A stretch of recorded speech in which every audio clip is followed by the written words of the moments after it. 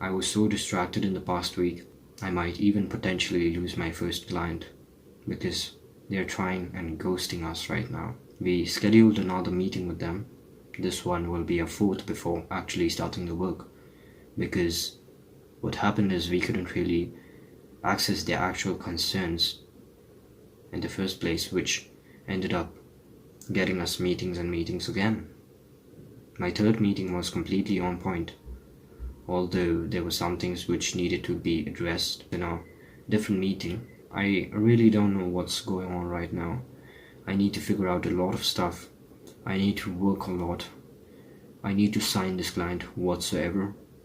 Maybe I'll have to, just refine the offer. So it's Thursday and I'm finally getting back on track. Like, I'm nowhere close to my best potential self, but yes, I'm getting back on track. My client is trying to ghost me, but that's not a problem because I think we can actually provide them with way better results than what they are getting at the moment. So it's not a problem. I'll just get in touch with him and tell him that just give me a chance, and if you like the results, which you will, you can continue to work with us. So that's not a problem. I'll message him today. But I am not doing the cold calls because I think that fulfillment is a more important process at this moment. So I'm trying to book a meeting with this client. Monday again, I'm unavailable because I have to go to this exam again. So I have 3 days until I can actually book a meeting, until I have to go to the exam. Like, it's been 2 months since we are trying to talk with each other, and this is going to be the fourth meeting with this one client itself before actually starting with the services. So it's a havoc. What happened before was I couldn't actually connect with the founder, with the actual person in charge of all of the operations that takes place at the company. I was basically talking to someone who is related to him, but who really didn't know about the actual concerns of the person, right? So she ended up telling me about these things that they actually wanted to do. So I built a strategy around it. I booked another meeting, the strategy call, and in that meeting, this man popped up. So the meeting with the lady was second meeting, because before that I had a meeting with that guy, and since that guy was in a hurry, we really couldn't talk much about what he required from our end.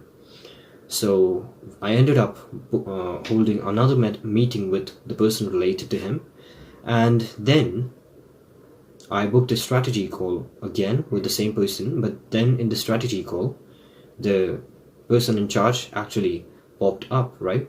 So he was the person who was attending the meeting, and now he comes up with this new concerns that he was actually facing from the start. So that's what he actually reveals in the third meeting, which is 1.5 months already passed from the first time we actually got in touch. So I hope I can book this meeting. If not, I'll still have some other people whom I can work with. It's not going to be that easy because, look, this client was easy to get to work with. Why?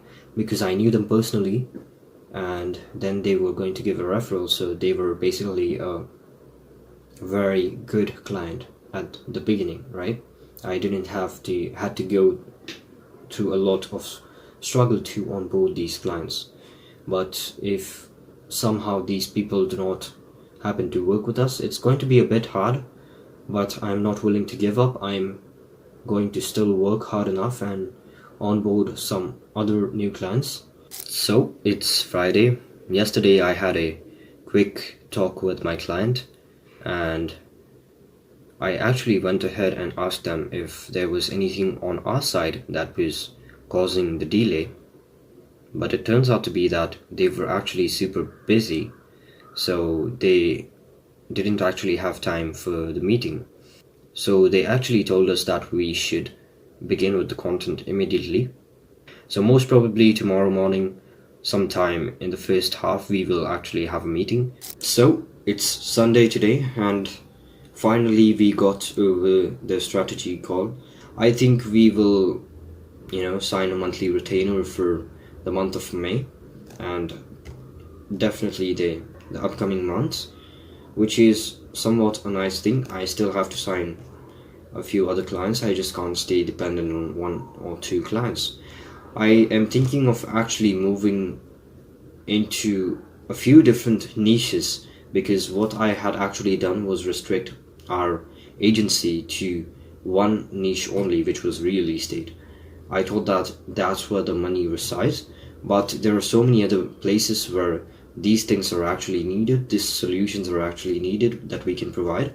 So I'm thinking that at the start, at least, let's just work with people and just figure out who are our best clients, who are the people that we actually, that we can actually provide the best services for, that to whom we can actually be scaling their accounts. So I'm willing to work for a different variety of people for now. That's one thing that changed.